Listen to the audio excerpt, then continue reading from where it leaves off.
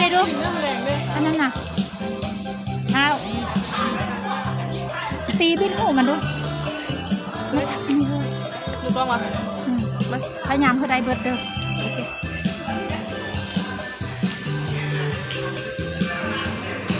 อาจารย์ยับ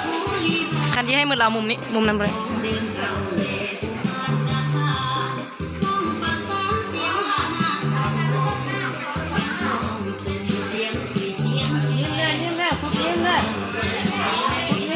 โอ้ยอาจารย์บอกเขาปลดผ้ามุมปากจังที่เห็นอยู่เขายิ้มเหรอผ้ามุมปากให้เขาใส่บอกเขายิ้มอาจารย์คนจักผู้มีเสียไฟฟ้ากันได้ป่ะอาจารย์เฮ้ยเนี่ย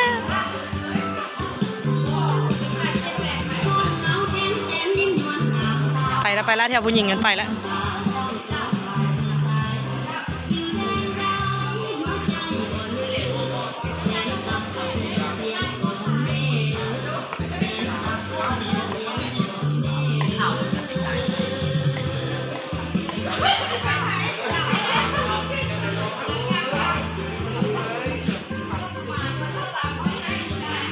จันพูดบ่มาว่ามือแรง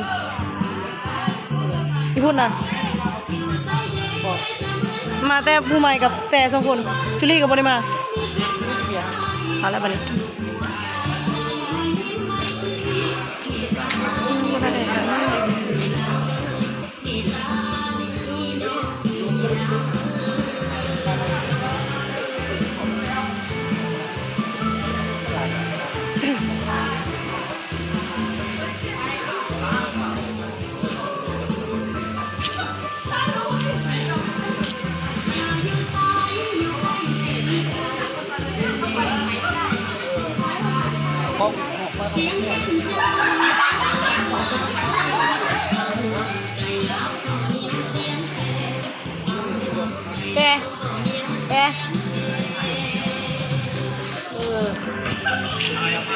คนที่งานไม่เข้ากล้องเหรอ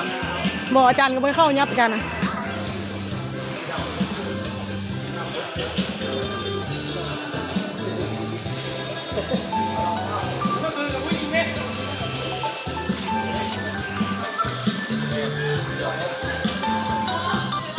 ฮัลโหล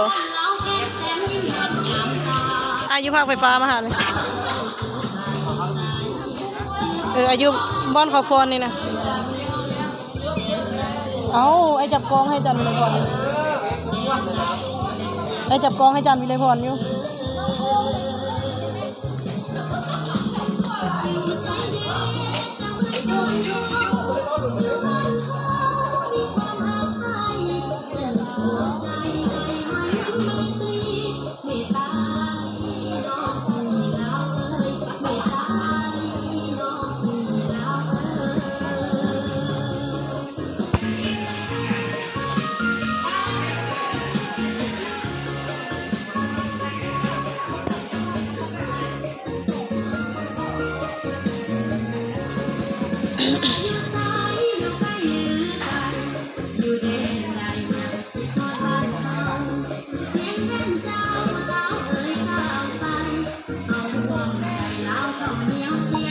เห็นแล้วว่ายืนอยู่นี่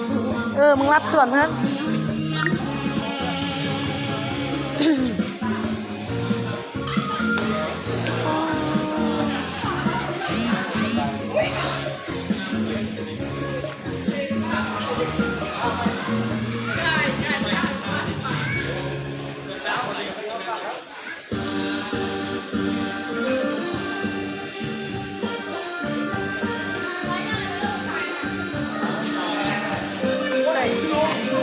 ได้สุดหรอ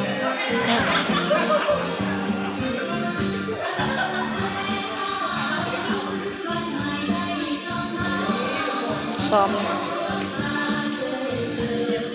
แข่งนี้ได้หมดกันยุทางนั้นบ่ได้ทางนั้นมันบังทางไม้มันซ้อมเวลาเขาแตกกัน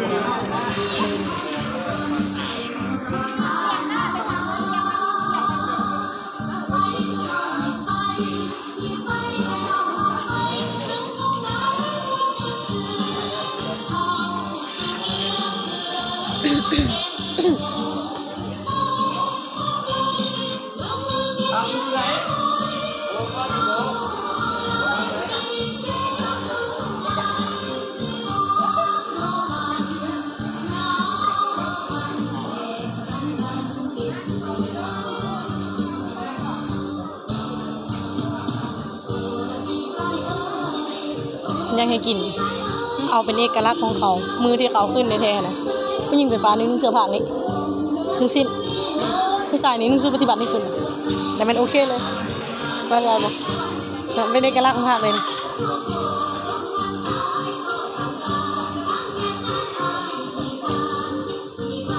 เขาบอกให้นั่นนี่ขี้คานล่มมีเลยขี้คาน เครื่องน้องนี่ ก็มา สตีนหมา เงินอยู่รุ่นพัดเราไปเป็นโทรศัพท์ลงมา ส้นตีนหมา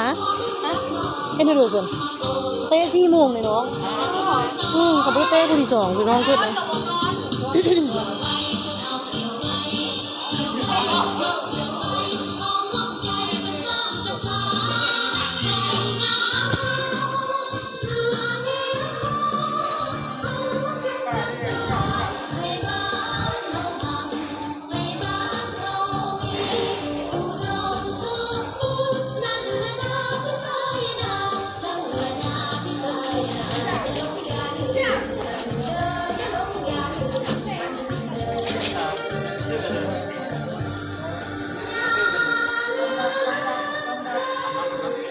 โฟกัสคู่กลางๆโฟกัสคู่กลางๆ